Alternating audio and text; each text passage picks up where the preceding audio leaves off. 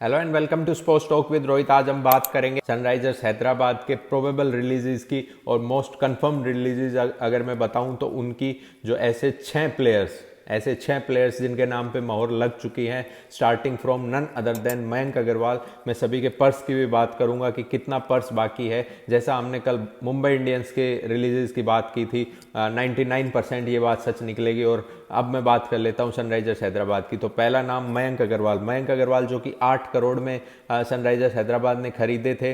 Punjab Kings के captain हुआ करते थे, मतलब मेगा ऑक्शन में रिटेन किए, उसके बाद इनको रिलीज किया। यहाँ इनको कप्तानी नहीं मिली। बैटिंग परफॉर्मेंस मतलब below par batting performance. Mayank Agarwal is all set to release. इस पे भी जो है एक नज़र रॉयल चैलेंजर्स बेंगलोर की गड़ी हुई है, क्योंकि इन्हें भी एक ओपनर की आवश्यकता है। उसके बाद अगर मैं आगे चलूँ तो आदिल राशिद जो कि इंग्लैंड के स्पिनर, इंग्लैंड के लेगी, और लेगीज हमेशा डिमांड में रहते हैं। लेकिन आदिल राशिद जो है वो पिछली बार आईपीएल में कुछ ही मैच खेल पाए थे और इतना इम्पैक्ट भी नहीं डाल पाए। हालांकि कयास ये लगाए जा रहे हैं कि सनराइजर्स हैदराबाद की जो टीम है ना, वो बहुत से चेंजेस करेगी। लेकिन मैं इसके उलट जो है वो बताऊं कि जो बहुत से चेंजेस वो नहीं करेंगे। जैसे मार्को एंसन की भी बात चल रही थी, लेकिन मार्को एंसन ने तो देखो ना आप वर्ल्ड कप में कितना बेहतरीन परफॉर्मेंस किया है। तो 2 रिलीजेस की मैंने बात की अब तक। मयंक अग्रवाल हुए और हुए आदिल राशिद। उसके बाद अगर मैं बात करूं तो ग्लेन फिलिप्स जो कि 1.5 CR, जी हाँ बिल्कुल 1.5 करोड़ में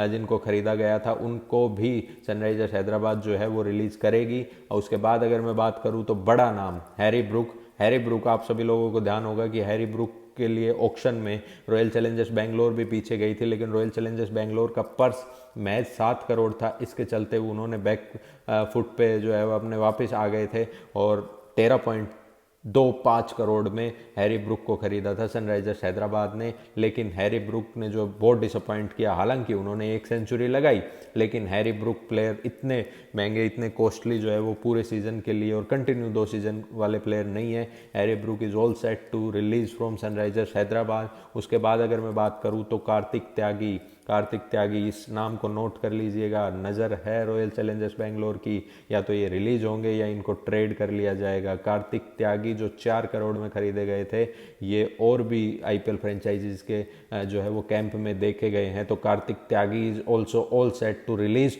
oblique trade from Sunrisers Hyderabad. और ट्रेड के ऊपर जो मुख्य टीम है जो बातें कर रही है वो है one of the team from these teams are Royal Challengers Bangalore. उसके बाद अगर मैं बात करूं तो अनमोल प्रीत सिंह, जिनका यूज जो है वो अच्छे खासे तरीके से कर नहीं पाए सनराइजर्स हैदराबाद, तो वो भी रिलीज होने की कगार पे है।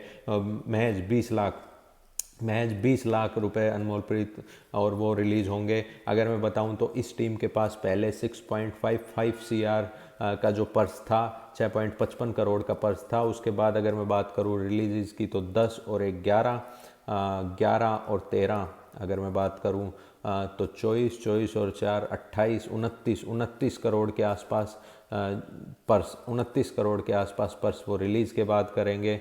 और फिर 5 करोड़ रुपए जो है एक्सटेंड, मतलब 95 करोड़ का जो पर्स था इस ऑक्शन में, जो कोका कोला एरेना दुबई, बार बार मैं नाम इसलिए दोहरा रहा हूँ क्योंकि सबसे पहले ये इन्फॉर्मेशन मैंने दी आप लोगों को, तो वहाँ पे ऑक्शन होगी। तो उसमें इस बार मैच 95 CR नहीं सर 100 CR, मतलब कि 100 करोड़ रुपए का पर्स होगा। तो मतलब यूँ मान लीजिए आप 30-32 करोड़ का पर्स लेके सनराइजर्स हैदराबाद जो है वो ऑक्शन में उतरेगी, मिनी ऑक्शन में। एक अच्छी खरीदारी on card for Sunrisers Hyderabad. लेकिन क्या वो फॉर्चून्स चेंज करेगी सनराइजर्स हैदराबाद के?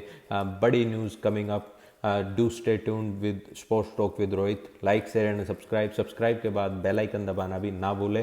Thank you for listening to me, thanks for watching. अगली टीम का रिलीज लिस्ट जल्दी आने वाली है।